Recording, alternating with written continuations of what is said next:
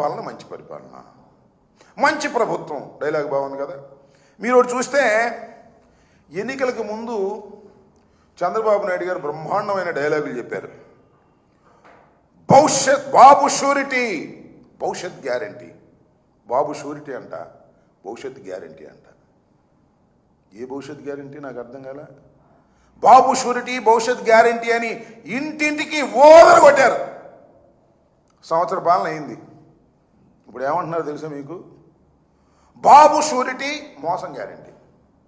ఈ సంవత్సరంలో మోసం మాత్రం బ్రహ్మాండంగా గ్యారంటీగా చంద్రబాబు నాయుడు గారు ఇచ్చారు అని. మాది మంచి ప్రభుత్వం. ఎవరు చెప్పుకుంటున్నారు? ఆయనే చెప్పుకుంటున్నాడు, జనం చెప్పుకోవట్లే. జనం ఏం చెప్పుకున్నారు తెలుసా?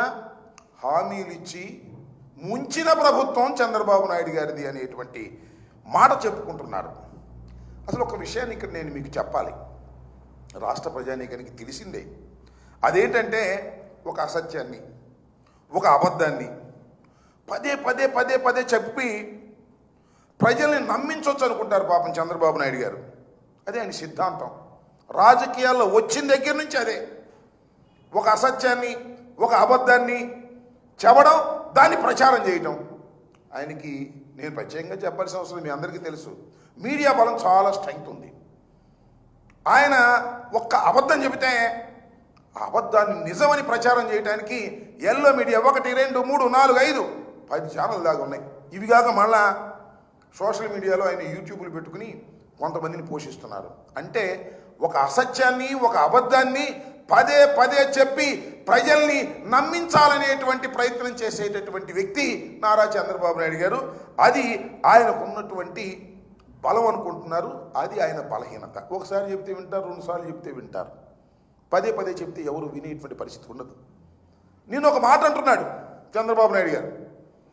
2019లో మనం ఎందుకు ఓడిపోయామంటే మనం చెప్పుకోలేకపోయాం చేసిందని. ఏం చేసావు నువ్వు చెప్పుకోవడానికి? నాకు అర్థం కాలా.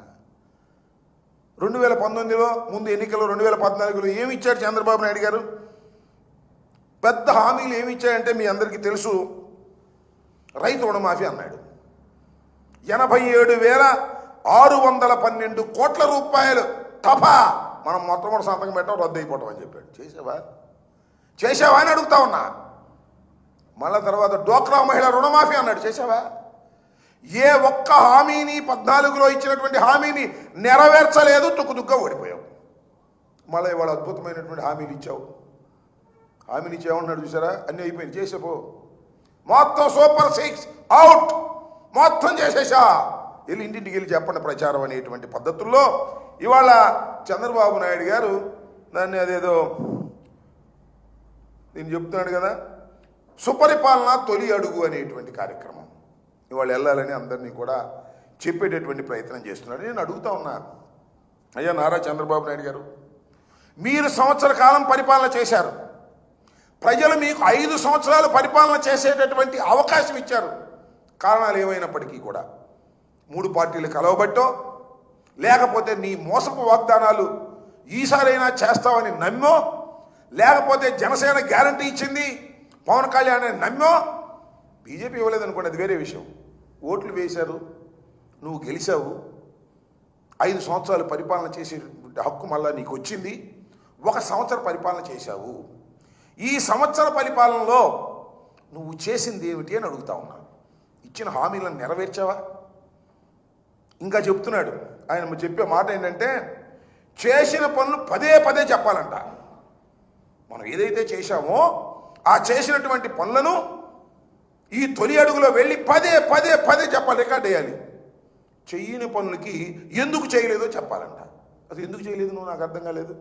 హామీ ఇచ్చి సంవత్సరం అయిన తర్వాత అసలు ఈ ప్రశ్న ఎందుకు ఉద్భవించింది? చేయని పనులు ఎందుకు చేయాలంటే జగన్మోహన్ రెడ్డి గారి వాళ్ళు చేయలేదు. ఖజానా ఖాళీ అయిపోయింది, డబ్బులు లేవు, నేను వచ్చేటప్పుడు లేవు, ఉన్నాయని అనుకున్నాను. ఇలాంటి దొంగ మాటలు చెప్పేటటువంటి కార్యక్రమానికి ఇవాళ చంద్రబాబు నాయుడు గారు తెరదీసేటటువంటి ప్రయత్నం చేస్తూ ఉన్నారు. మీరు చూసినట్లయితే ఏడాది పరిపాలనలో హామీలన్నీ ఎగ్గొట్టేశావు. ఎగ్గొట్టం కాకుండా చేశాను పో అని బుకాయిస్తున్నావు. రెండవది కక్షలు, కార్పణ్యాలు. వైఎస్ఆర్ కాంగ్రెస్ పార్టీ నాయకులు ఎక్కడ సందు దొరికితే అక్కడ కేసులు పెట్టడం, జైల్లో వేయటం, బెయిల్ రాకోకుండా లేనిపోని సెక్షన్లన్నీ వేయటం, న్యాయస్థానాలతో చివాట్లు తినడం. ఇది ఇంకో పక్కన చూస్తే ఎమ్మెల్యేలు ధనార్జన, దౌర్జన్యాలు, ఇష్టం వచ్చినట్టుగా చేయటం, వీటన్నిటికీ రింగ్ లీడరు మనోడే.